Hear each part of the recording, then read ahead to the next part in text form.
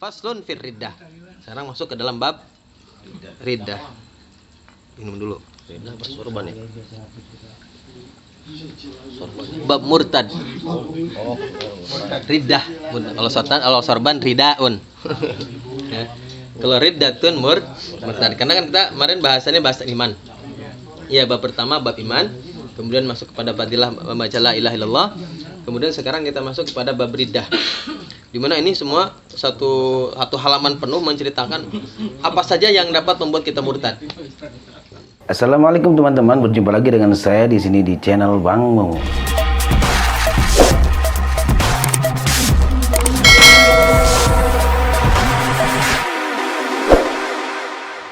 Faslun fir riddah.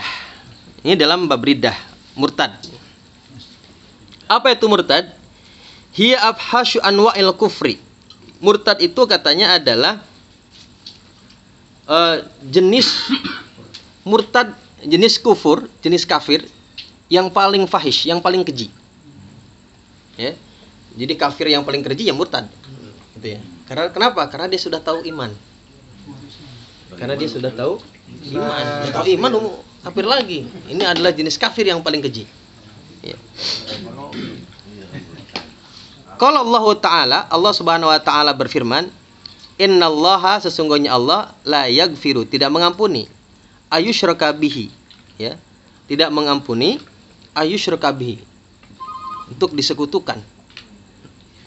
Wa yaghfiru maduna dzalik, dan Allah mengampuni dosa selain syirik, selain itu. Lima yasha, bagi orang-orang yang Allah kehendaki.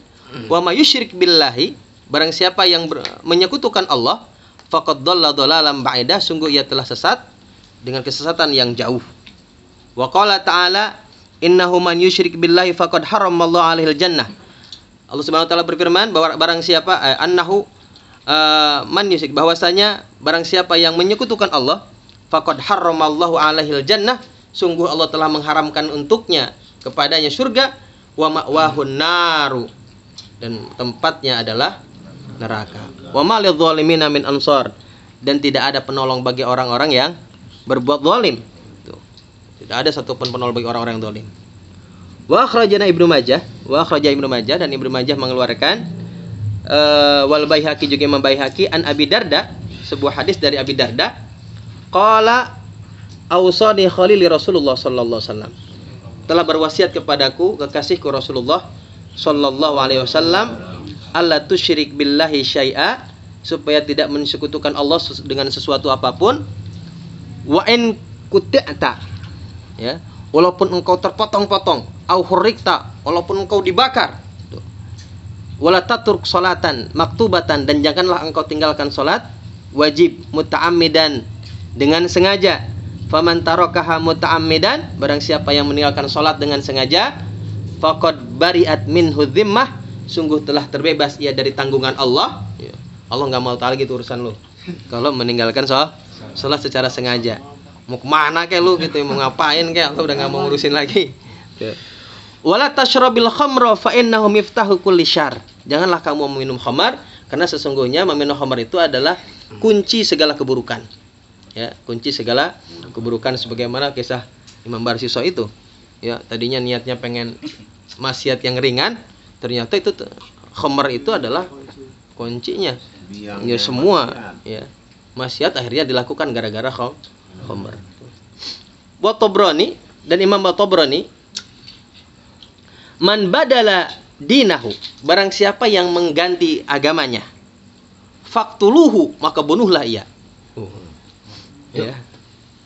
Wala yaqbalullahu, dan Allah tidak menerima taubata abdin, tobatnya seorang hamba, kafara ba'da islamihi, yang kafir setelah dia Islam. Ay madama musirron ala kufrihi, selama ia masih tetap dalam kekafirannya.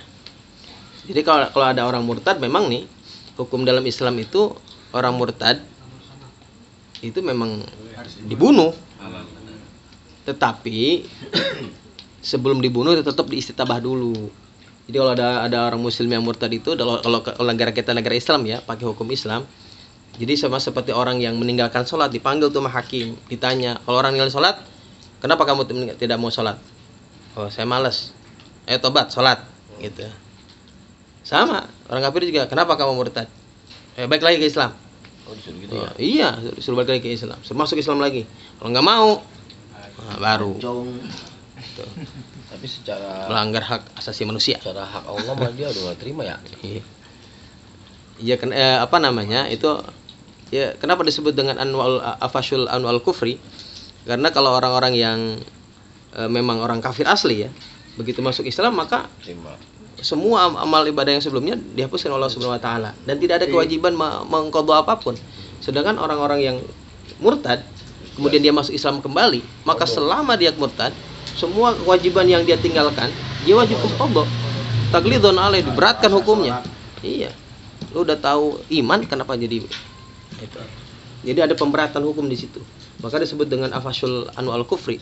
Paling seburuk-buruknya jenis kekafiran ya orang-orang yang sudah Islam kemudian murtad. Nah, tetap jadi orang-orang yang kafir pun ditarik dulu, dipanggil sama hakim ya. Distitabah dulu sebanyak 3 kali, nanti baru hukum pancung. Ya. Sama seperti orang tinggal sholat. Kenapa nggak mau sholat? Kalau disuruh tobat nih, kalau mau tobat sholat udah selesai. Tapi kalau nggak mau, bukannya gue nggak mau aja, gitu ya. Males. Tetap tobat nggak mau sampai 3 kali, nanti berarti udah lu penggal palanya. Gitu. Bunuh. Sama. Berarti apa? Meninggalkan sholat sama murtad sama. Yang satu emang begitu hukumnya dalam Islam. Kalau kita menggunakan hukum Islam. Kenapa? Karena ya bedanya orang kafir sama Islam apa sih? Sama Sholat. Ya, orang kafir sama orang Islam tuh bedanya apa? Sholat yang membedakan. Kalau orang Islam gak sholat, ya apa bedanya? Gitu. 11-12. Iya.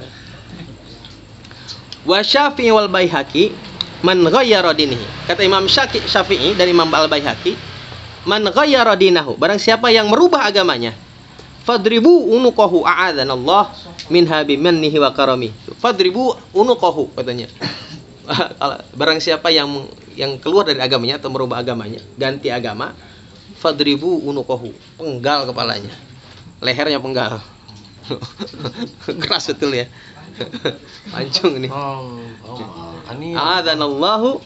A'adzanallahu minha bimannihi wa karami. Semoga Allah Subhanahu wa taala melindungi kita semua bimannihi wa karamihi dengan anugerah dan kemuliaannya. Wallahu a'lam bishawab.